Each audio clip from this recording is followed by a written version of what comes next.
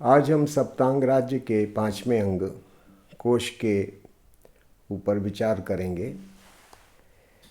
कौटिल्य के अर्थशास्त्र में एक महत्वपूर्ण बात कही गई कोश की महत्ता का प्रतिपादन करते हुए। कोश मूलः कोश पूर्वः सर्वारंभः तस्मात् पूर्वं कोशम वीक्षित। इसका आशय ये है कि राजा को सर्वप्रथम कोश संचय करना चाहिए, क्योंकि कोश जो है वो राज्य का मूल है। कोश के कारण ही धन की व्यवस्था के बाद ही राज्य के विभिन्न प्रकार के कार्य संपादित किए जा सकते हैं। इसलिए राजा को यत्नपूर्वक कोश संचय करना चाहिए। तो इसलिए धन का, कोश का अत्यधिक महत्व है राजधर्म के पालन में, बृहस्पति स्मृति में। इसीलिए अर्थ को धर्म के संपादन की अनिवार्य शर्त माना गया। तो कोश जो है वो मूल है, राज्य की सभी क्रियाओं का पूर्वज है। बिना कोश के राज्य अपनी किसी भी छोटे या बड़े कार्य का संपादन नहीं कर सकता। गौतम ने कोश के महत्व को रेखांकित करते हुए उसको राज्य के 6 अंगों का आधार माना है, और इसीलिए अनेक राजशास्त्रकारों ने राज्य के जो 2 महत्वपूर्ण स्तंभ बताए हैं, उनमें से एक है बल और दूसरा है कोश। कल्हड़ ने अपनी राजतरंगिणी में इसी आधार पर एक दृष्टांत दिया है कोश की महत्ता को प्रतिपादित करते हुए कि कश्मीर के राजा कलश एक वणिक की भांति अपनी आय और व्यय को लेकर बड़ा सावधान रहते थे और उसका पूरा विवरण रखते थे। तो इसलिए कोश का राज्य के सप्तांगों में एक महत्वपूर्ण स्थान है। और अब दूसरा पक्ष ये है कि कोश की प्राप्ति करारोपण से होती है, टैक्सेशन से होती है। कोश वृद्धि का एक जो सबसे महत्वपूर्ण उपाय है वो करारोपण है। और करारोपण के संबंध में भी भारतीय राजशास्त्र में कुछ मान्यताओं का, कुछ सिद्धांतों का प्रतिपादन किया गया है कि करारोपण के क्या सिद्धांत होने चाहिए, प्रिंसिपल्स ऑफ टैक्सेशन क्या होने चाहिए, इसका भी प्रतिपादन किया गया। और वो कुछ 4-5 जो बातें हैं, सबसे पहले हम लोग उनको समझें कि जिनको कि प्रिंसिपल्स ऑफ टैक्सेशन कहते हैं वे क्या हैं। पहली बात तो राजशास्त्रकारों ने कहा कि करारोपण के सिद्धांत जो स्मृतियों में प्रतिपादित किए गए हैं, मनु या याज्ञवल्क्य या अन्य स्मृतियों में, उन्हीं के अनुसार राजा को करारोपण करना चाहिए। करारोपण के मामले में राजा अपनी मनमानी नहीं कर सकता। इसी बात को कामंदक ने अपने नीति शास्त्र में, और कौटिल्य ने अपने अर्थशास्त्र में, और भीष्म ने महाभारत में इसी बात को दोहराया है कि जो स्मृति द्वारा प्रतिपादित सिद्धांत हैं, स्मृतियों द्वारा प्रतिपादित सिद्धांत हैं, उनके अनुसार ही करारोपण राज्य का होना चाहिए। मैंने राजा के ऊपर जो प्रतिबंध हमारे धर्मशास्त्रों में लगाए गए, उसमें इस बात का भी उल्लेख किया था कि राजा अपनी मर्जी से लोगों के ऊपर कर भी नहीं लगा सकता। ये उसके ऊपर एक बहुत बड़ा प्रतिबंध है। तो इसलिए पहली चीज़ तो यह है कि जो भी करारोपण राजा करे वो स्मृतियों में प्रतिपादित सिद्धांतों और व्यवस्थाओं के अनुसार होना चाहिए। दूसरी बात यह है कि करारोपण का दूसरा जो पक्ष है ये है कि करारोपण जो है वो प्रजा रक्षण के के आधार पर किया जाता है। स्मृतियों में ये कहा गया है कि एक प्रकार से जो जनता राजा को कर देती है वो एक प्रकार से राजा का वेतन है।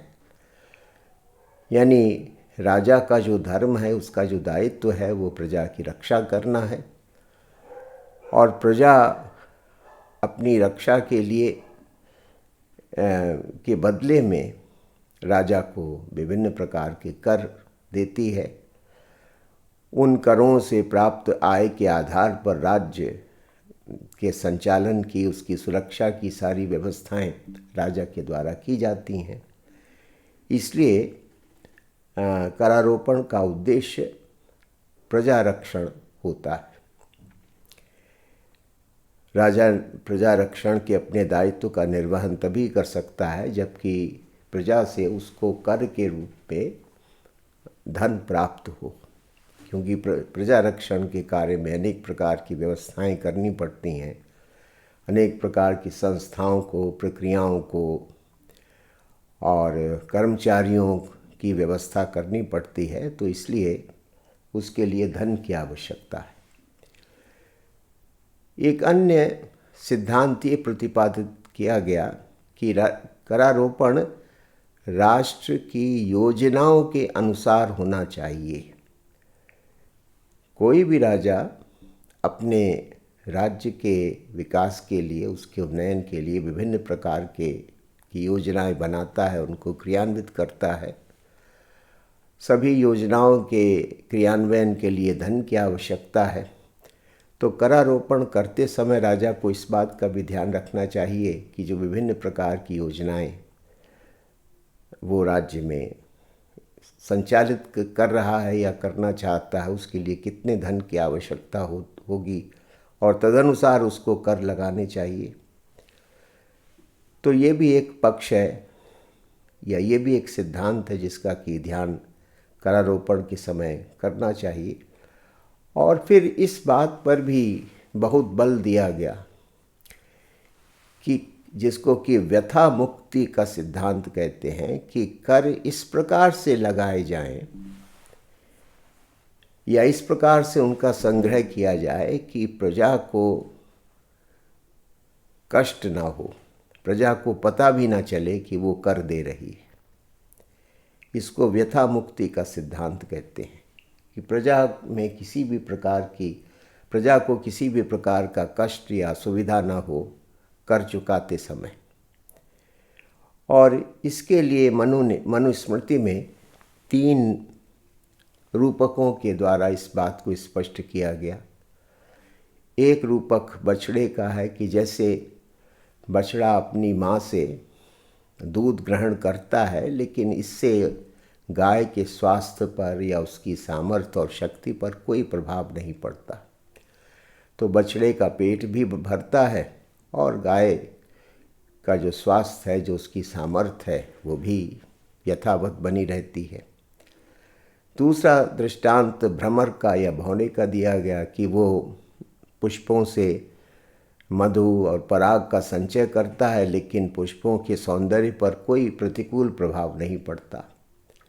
मधु संचय भी हो जाता है, लेकिन पुष्पों की सुंदरता भी यथावत बनी रहती है। जोंक का दृष्टांत दिया गया कि जैसे जोंक जो है वो किसी प्राणी के शरीर से रक्त ग्रहण करती है, लेकिन वो इस प्रकार से रक्त ग्रहण करती है कि उस प्राणी को पता भी नहीं चलता।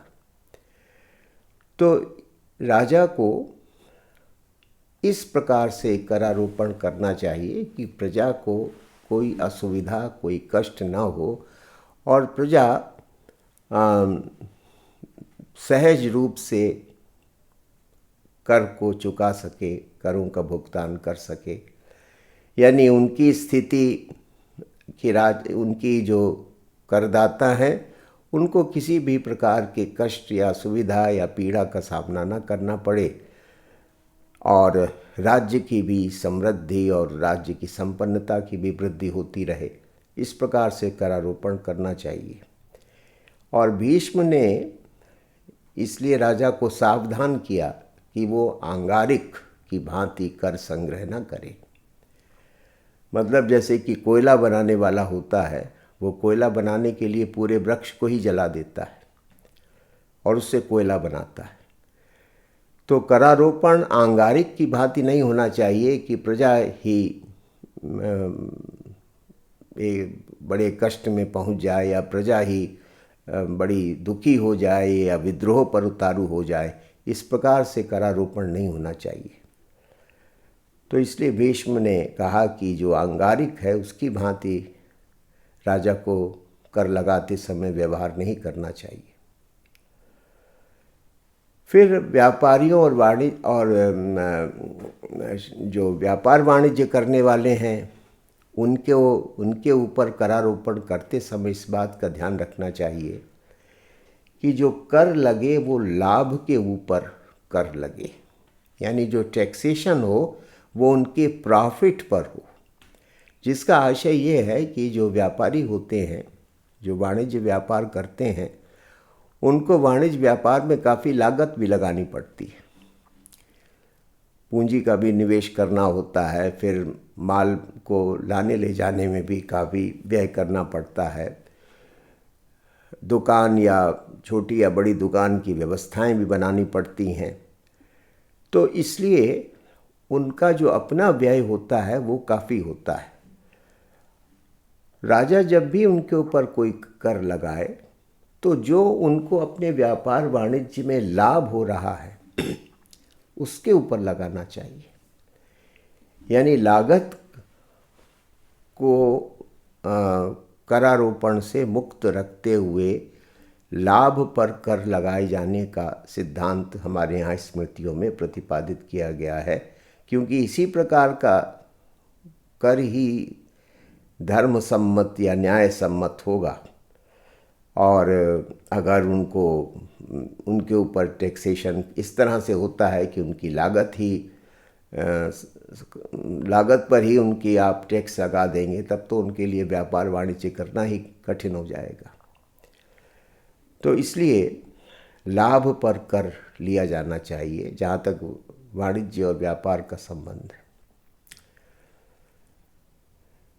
फिर साथ साथ ये भी निर्देश दिए गए कि जो भी आय हो और जो भी व्यय हो और जो भी बचत हो उसका क्या अनुपात होना चाहिए। करारोपण से जो आय हो उसके विषय में व्यवस्था की गई है कि 3/4 भाग तो राज्य के विभिन्न कार्यों में उसका व्यय होना चाहिए।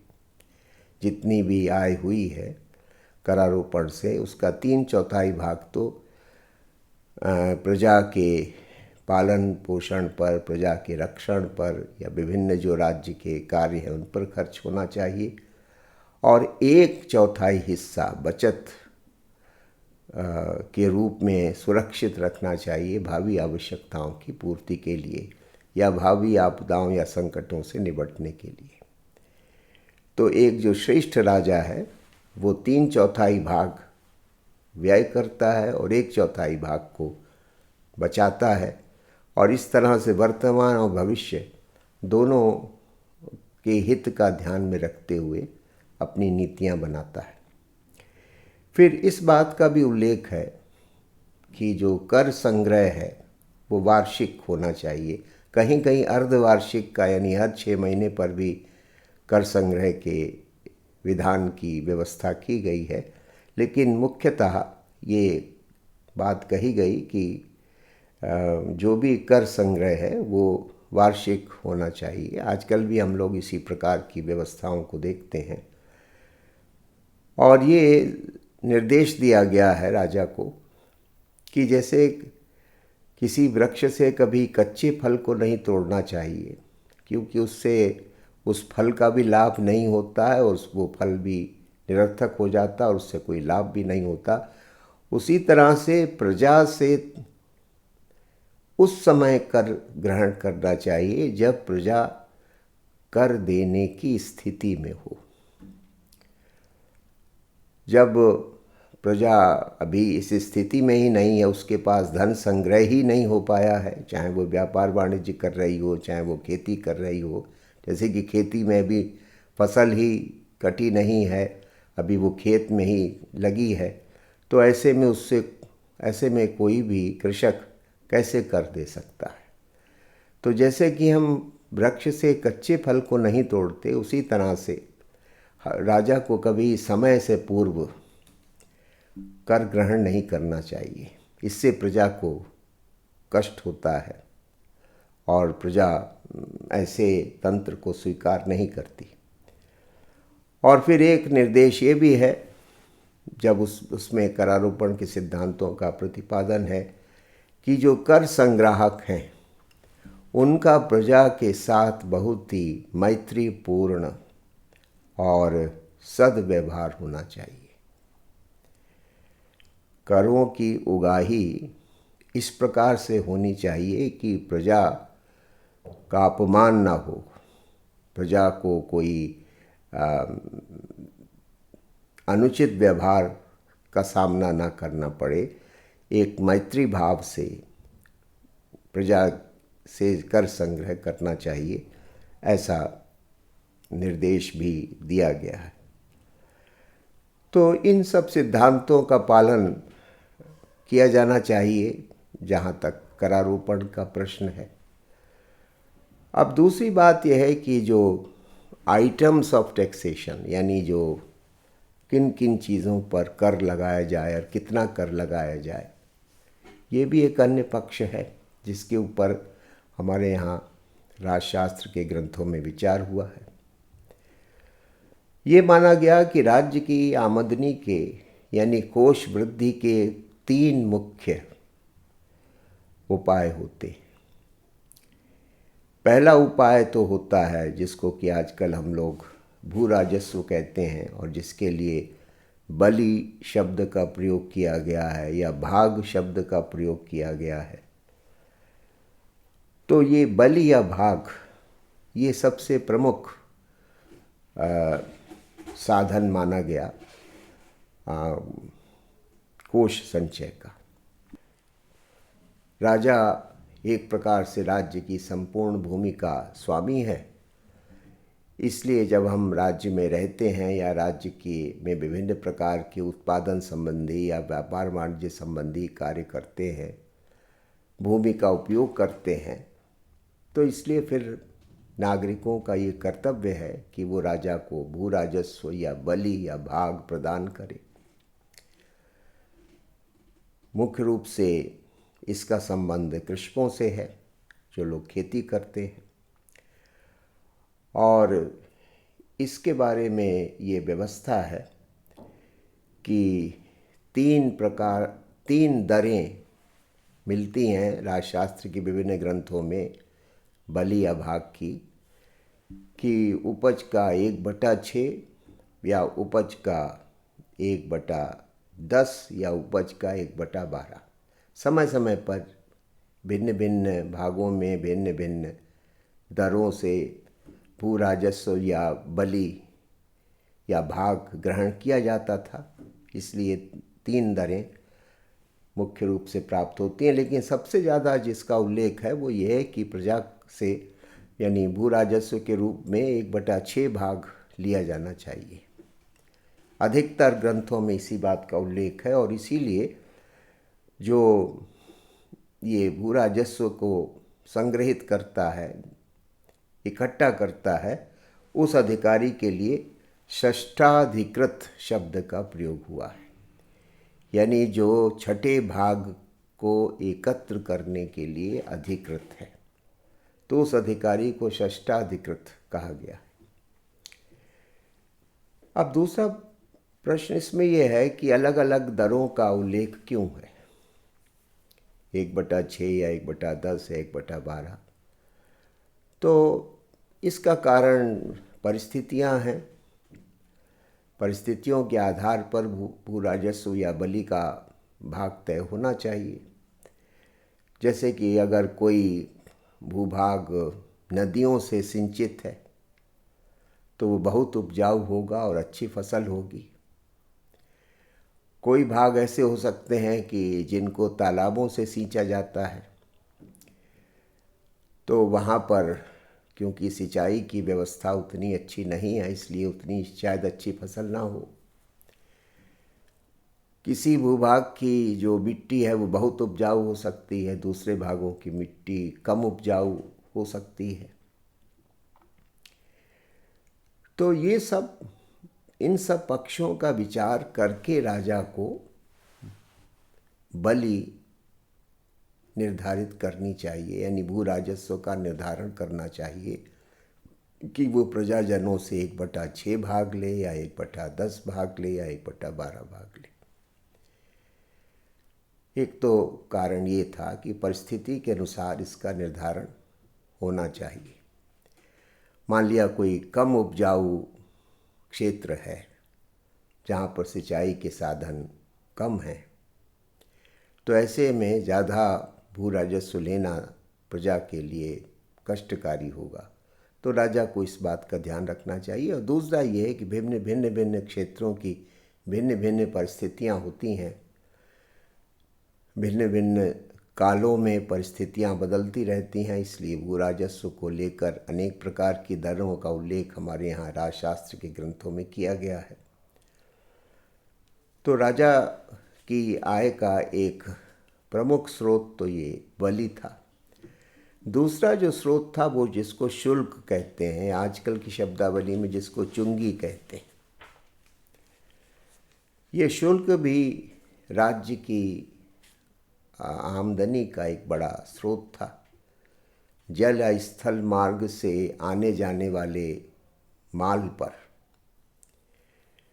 या मनुष्यों पर या पशुओं पर ये जो शुल्क होता था वो माल पर भी लिया जाता था, पशुओं पर भी। मान लिया पशु एक जगह से दूसरी जगह ले जाए जा रहे हैं, लाए या ले जाए जा रहे हैं, या मनुष्यों, जैसे कि मनुष्य नदी पार कर रहे हैं, तो ऐसे लोगों को शुल्क देना होता था, चुंगी देनी होती थी। या इसी तरह से जो विभिन्न वस्तुओं पर भिन्न भिन्न दरों में ये शुल्क लिया जाता था। इसकी बहुत सारी दरें जो राजनीति शास्त्र के ग्रंथ हैं, स्मृतियों में और दूसरे आचार्यों के लिखित ग्रंथों में विभिन्न प्रकार के शुल्कों की, विभिन्न प्रकार की दरों का उल्लेख किया गया है जो कि लिए जाते थे। कहीं पर शुल्क 1/6 है, कहीं पर 1/10 है, कहीं 1/15 है, कहीं 1/20 है और कहीं 1/25 भाग है। तो ये इस प्रकार से कई दरें प्राप्त होती हैं। जाहिर है कि वो तो कौन सी वस्तु है और वो कौन सा क्षेत्र है इस पर निर्भर करता है, इसलिए चुंगी की दरें या शुल्क की दरें भिन्न भिन्न होनी स्वाभाविक है। तो इसलिए ये भी एक महत्वपूर्ण स्रोत था राज्य की आमदनी का। इसके अलावा खान कर यानी माइंस के ऊपर भी टैक्स लगता था, माइनिंग के ऊपर भी टैक्स लगता था। और उसका सिद्धांत ये था कि भूमि राजा की है, राजा सारी भूमि का, राज्य की सारी भूमि का स्वामी है। और भूमि के अंदर भी जो खनिज पदार्थ हैं, स्वर्ण वगैरह, उनको भी जब हम उत्खनन के द्वारा बाहर निकालते हैं तो उसके ऊपर भी टैक्स लगता था। उसको खान कर या माइनिंग टैक्स कहते थे। या इसी तरह से दूसरे जो खनिज पदार्थ भूमि से निकाले जाते थे उनके ऊपर टैक्सेशन था, आजकल भी ऐसा है। तो इसलिए खान कर का भी उल्लेख काफ़ी किया गया है ग्रंथों में। और फिर एक तरीका था श्रम कर जिसको कहते थे, यानी जो कारीगर थे, क्राफ्ट्समैन थे, जैसे कि बढ़ई है, लोहार है, सुनार है, इनसे कर सेवा के रूप में लिया जाता था। यानी ये लोग जो थे वे महीने में या साल में कुछ दिन राज्य के लिए अपनी सेवाएं देते थे। बाकी दिनों में वो अपना कार्य करते थे, अपनी जीविका उपार्जित करते थे और जो कुछ भी धन उनको मिलता था वो उसके स्वामी होते थे, लेकिन महीने में या वर्ष में कुछ दिन उनके लिए नियत थे जिसमें उनको राज्य के लिए कार्य करना होता था। तो ये भी एक प्रकार का टैक्स था जिसको हम लोग श्रम कर कह सकते हैं, कि उनके श्रम का राज्य के द्वारा उपयोग किया जाता था और ये उनका कर्तव्य माना जाता था। और इस तरह से वे धन के रूप में तो कर नहीं देते थे, लेकिन वे सेवा के माध्यम से कर राज्य को चुकाते थे। तो इसका उल्लेख भी मिलता है। तो इस तरह से ये सब जो कर थे ये राज्य की आमदनी के स्रोत थे और इनका विस्तार पूर्वक वर्णन विभिन्न ग्रंथों में हुआ है। राज्य की आमदनी का एक स्रोत अर्थदंड भी था, जो फाइन जिसको आजकल हम लोग कहते हैं, जुर्माना। बहुत सारी चीज़ों के ऊपर जुर्माना लगता था, दंड देने का एक प्रकार अर्थदंड भी था। छोटे मोटे बहुत सारे अपराधों के लिए अर्थदंड की व्यवस्था थी।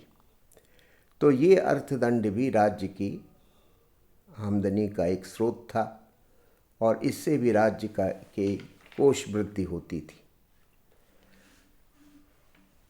अब दूसरा पक्ष ये है कि भारतीय राजशास्त्र में ये माना गया कि करारोपण एक लचीली व्यवस्था होनी चाहिए, एक फ्लेक्सिबल सिस्टम होना चाहिए। आज भी हम इस सिद्धांत को मानते हैं, जिसका आशय ये है कि आपत्ति काल में करों की दर में या उनकी मात्रा में वृद्धि की जा सकती है। अगर राज्य के ऊपर कोई आपत्ति आ गई है, कोई संकट आ गया है और उस संकट का या आपत्ति का सामना करने के लिए अधिक धन की आवश्यकता है और राजकोष में धन की कमी पड़ रही है, तो ऐसी दशा में राजा को अतिरिक्त कर लगाने का अधिकार था, कर की दरों को बढ़ाने का अधिकार था। तो इसकी व्यवस्था भी की गई है।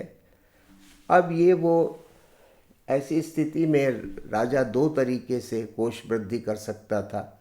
एक तो वो भेंट स्वीकार करके, जो सामंत थे या जो दूसरे राज्य के धनिक लोग थे वे राजा को विशेष प्रकार की भेंट देते थे और इस तरह से राज्य के कोष की वृद्धि होती थी।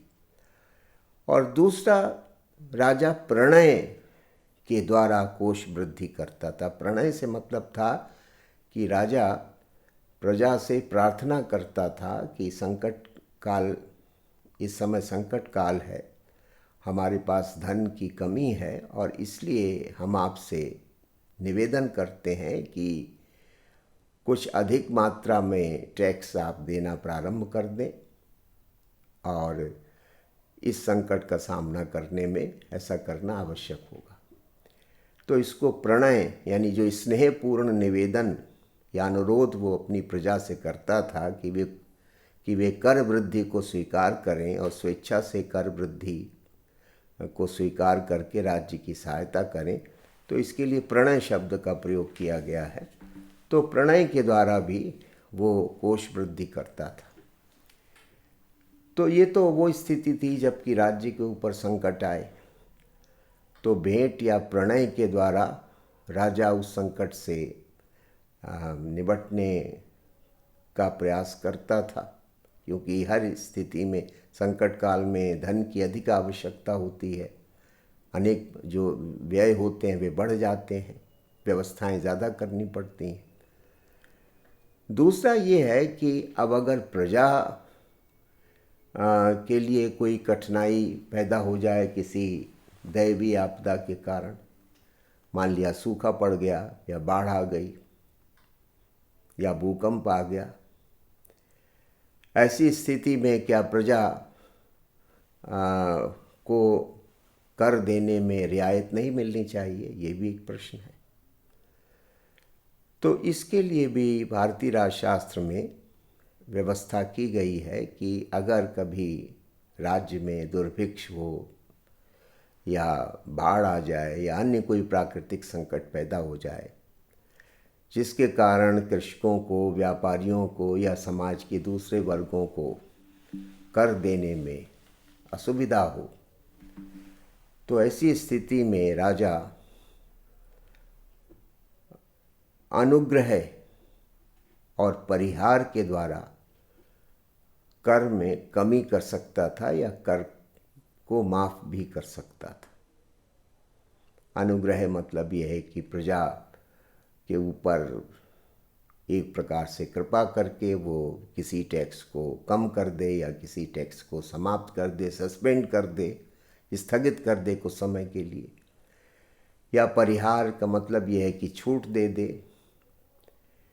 कि मान लिया अभी तक किसी वस्तु पर 10% कर लग रहा था तो उसको 10% से कम करके 8 या 7 या 6% कर दे, इसको परिहार कहते हैं। तो अनुग्रह और परिहार की व्यवस्था भी भारतीय राजशास्त्र में की गई है, जिससे कि प्रजा के लिए किसी भी परिस्थिति में बहुत असुविधाएं या बहुत अधिक कष्ट न पैदा होने पाएँ, इसका भी उल्लेख मिलता है। तो ये सब करारोपण के संबंध में दृष्टिकोण प्रतिपादित किया गया हमारे यहाँ राजशास्त्र के आचार्यों ने। और कोश राज्य का 5वां अंग है, और इसके बाद जो राज्य का 6ठा अंग है उसको बल कहते हैं, या कहीं कहीं दंड शब्द का भी उसके लिए प्रयोग हुआ है। बल से मतलब है सैन्य बल से। अब दंड शब्द का प्रयोग उचित होगा या नहीं होगा, इसके ऊपर विवाद भी है, क्योंकि सामान्यतः दंड शब्द का प्रयोग आंतरिक व्यवस्था में करते हैं,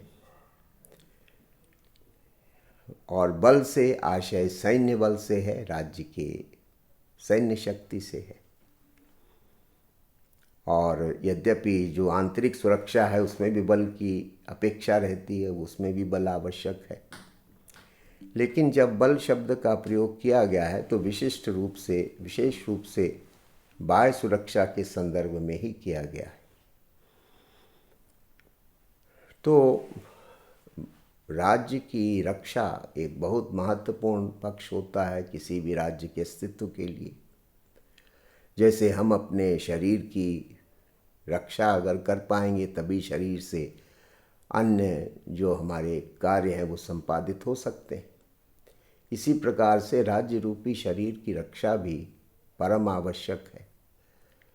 राज्य का जो एक सबसे महत्वपूर्ण कार्य है उसमें यह है कि राज्य की रक्षा करना, प्रजा का रक्षण करना, बाह्य शत्रुओं से और आंतरिक शत्रुओं से राज्य को सुरक्षित रखना, ये राजा का धर्म है, परम कर्तव्य है। और ऋग्वेद में भी इस प्रजा रक्षण के कार्य का उल्लेख हमें प्राप्त होता है, जो कि आदि ग्रंथ है, जिसमें जीवन के विभिन्न पक्षों पर विचार किया गया। उसमें राज्य की रक्षा के प्रश्न के ऊपर भी विचार किया गया, उसको लेकर भी मंत्र हैं, उसको लेकर भी निर्देश हैं।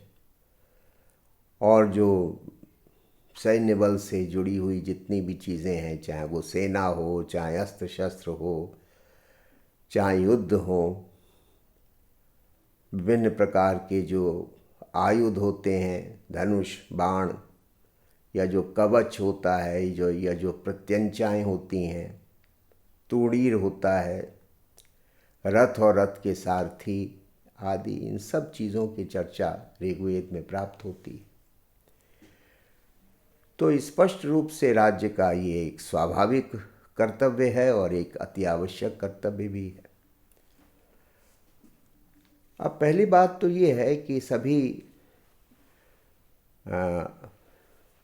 राजशास्त्रकारों ने, चाहे वे पौराणिक साहित्य के प्रतिपादक रहे हों या बाद के जो राजनीति के जो आचार्य हुए, उन सभी ने सबसे पहले सेना के ऊपर विचार किया है कि राज्य के बल की सबसे बड़ी जो प्रतीक होती है वो सेना होती है, राज्य की आर्मीज होती।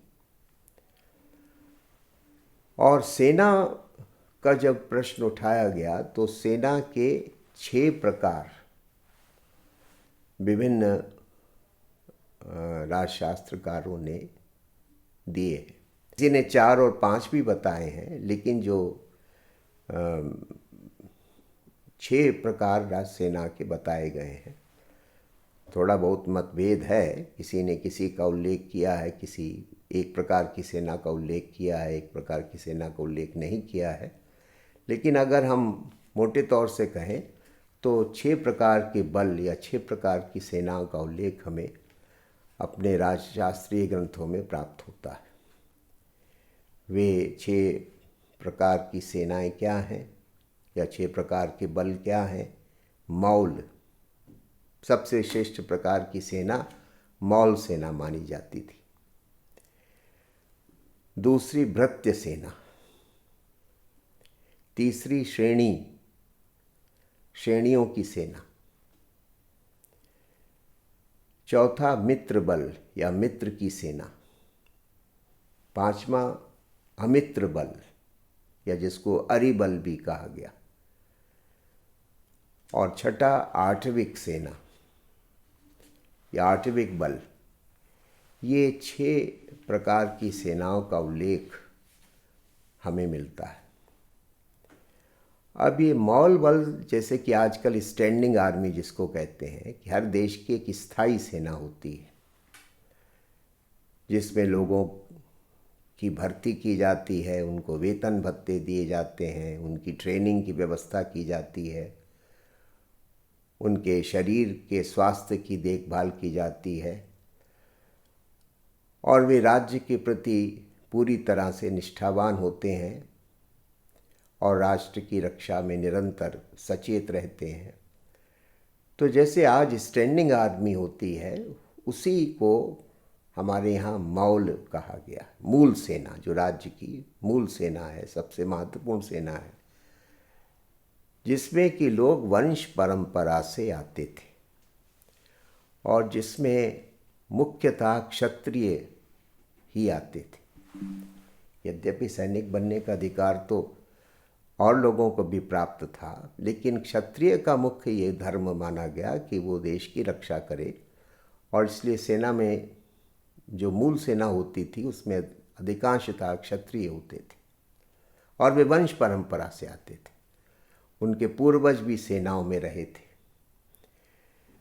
तो इस प्रकार की सेना को हमारे यहाँ सर्वश्रेष्ठ सेना माना गया। 6 प्रकार की जो सेनाओं जिनका कि उल्लेख है, उसमें से सबसे श्रेष्ठ प्रकार की सेना मौल बल माना गया, और वो राज्य सुरक्षित है जिसके पास एक सुदृढ़ मौल सेना है, वो बहुत सुरक्षित राज्य है। तो इसलिए पहले प्रकार का बल या पहले प्रकार की सेना मौल है, जो कि वंशानुगत है, सुप्रशिक्षित है, राष्ट्र के प्रति पूरी तरह से समर्पित है। इस प्रकार की सेना राज्य की रक्षा के लिए अत्यधिक आवश्यक है। दूसरे प्रकार की सेना है भृत्य सेना, जिसके लिए अंग्रेजी में एक शब्द आता मर्सिनरी, जो कि वेतन लेकर वो ऐसी सेना होती है कि जिसमें जो लोग रिक्रूट किए जाते हैं वो धन के कारण, धन के लालच में या धन प्राप्त करने के लिए सैनिक बनना स्वीकार करते हैं। इसको भृत्य सेना कहा गया। भृत्य कहते हैं कर्मचारी या जो वेतन लेके काम करे, पैसा लेके काम करे।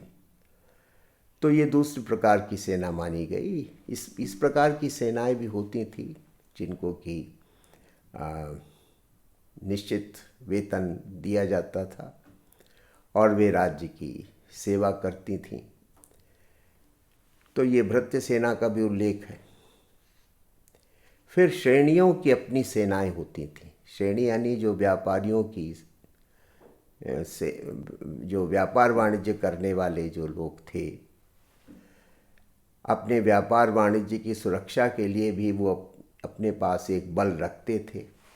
अपने पास एक छोटी मोटी सेना रखते थे। जितनी भी श्रेणियाँ थीं उनकी अपनी श्रेणियाँ, जो व्यापारियों का एक प्रकार से एसोसिएशन थी, उनका संघ थी, उनकी भी अपनी सेनाएं होती थीं जो कि व्यापारियों की और व्यापार वाणिज्य की रक्षा करने का काम, क्योंकि व्यापार वाणिज्य में भी व्यवधान पैदा किए जा सकते हैं चोर डाकुओं के द्वारा या दूसरे सामाजिक तत्वों के द्वारा, तो उनको भी सुरक्षित रखने की व्यवस्था होनी चाहिए। तो इसलिए श्रेणियों के पास भी अपने बल होते थे। ये बल आवश्यकता पड़ने पर राज्य की सहायता भी करते थे, राजा की सहायता भी करते थे। तो ऐसी सेना को श्रेणी बल या श्रेणियों की सेना कहा गया, जो कि मुख्यतः तो श्रेणियों की अपनी सेनाएं थीं, उनके व्यापार वाणिज्य की रक्षा के लिए, लेकिन वे राजा की भी सहायता करती थी आवश्यकता पड़ने पर। तो एक बल का प्रकार ये श्रेणी बल भी है। फिर मित्र सेना। मित्र सेना मतलब जो मंडल सिद्धांत में जो कहा गया कि राजा को मित्र संचय करना चाहिए, तो श्रेष्ठ और सुरक्षित राज्य वो जिसके ज़्यादा से ज़्यादा देश मित्र हों। आवश्यकता पड़ने पर हम इन मित्रों की सेना का भी उपयोग कर सकते हैं। जैसे कि आजकल भी हम देखते हैं कि यूरोप के कई देश आपस में मिलकर एक समन्वित प्रयास करते हैं अपनी रक्षा करने के लिए। तो इस तरह से मित्र बल का भी उल्लेख है कि मित्र देशों की सेनाओं का भी उपयोग राजा आवश्यकता पड़ने पर करता था। इसको मित्र बल कहते हैं। अमित्र बल यानी अरिबल का भी उल्लेख है। अरिबल का मतलब ये नहीं है कि शत्रु की सेना तो स्वाभाविक रूप से किसी भी राजा का जो शत्रु है उसकी सेना तो राजा के लिए लड़ने आएगी नहीं। अरिबल से मतलब यह है कि जिस शत्रु को राजा ने पराजित कर दिया है और उसके बाद उसके सैनिकों को अपनी सेना में लेकर उनकी सहायता से युद्ध कार्य करता है, उसको अरिबल कहा गया। यानी पराजित जो शत्रु है, पहले ये व्यवस्थाएं सब थीं कि जब आप किसी राजा को पराजित कर देते थे तो उसकी धन संपदा, उसकी सेना सब आपकी हो जाती थी। तो ऐसी सेना को अरिबल कहा गया है। ये अरिबल, इस अरिबल का प्रयोग भी राजा कर सकता है देश की सुरक्षा में। और फिर है आठविक सेना। आठविक मतलब ये कि जो जंगली जातियां हैं, ख़ास तौर से जो सीमावर्ती क्षेत्रों में, सीमांत क्षेत्रों में जो लोग रहते हैं, वनों में, जंगलों में, और जो बड़े शक्तिशाली होते हैं शारीरिक रूप से, और उन भागों की रक्षा करने के लिए सबसे उपयुक्त होते हैं क्योंकि उनको उस भाग का ज्ञान भी है और उनके पास पर्याप्त शारीरिक शक्ति भी होती है, वो वहाँ की परिस्थितियों से भली प्रकार से अवगत भी होते हैं। तो ऐसे बल को आठविक बल कहा गया है। आमतौर से जो सीमांत क्षेत्र हैं उनकी रक्षा के लिए आठविक बल का प्रयोग होता था, जिसमें जो आदिवासी हैं या जो दूसरी जो ट्राइब्स हैं जंगलों में रहती हैं, उनकी सेनाओं, जैसे कि भील लोगों ने राणा प्रताप की बड़ी सहायता की थी मुगलों के विरुद्ध लड़ाई में। तो इसी तरह से और भी जो आदिवासी लोग हैं जो कि बड़े शक्तिशाली होते हैं शारीरिक रूप से और जिनके अपने विशेष प्रकार के हथियार होते हैं और उनके द्वारा वो शत्रु के ऊपर प्रहार करते हैं, तो ऐसी आठविक सेना का भी उल्लेख किया गया है। और राज्य जो 6 प्रकार के बल बताए गए हैं उनमें से एक जो बल है वो आठविक बल है। तो पहला पक्ष तो ये है कि सेना बल के अंतर्गत जो बल है, यानी 6 प्रकार का ये जो बल है, इसका उल्लेख किया गया है। अब जो अन्य पक्ष हैं इसके अंतर्गत उसको हम लोग आगे देखेंगे।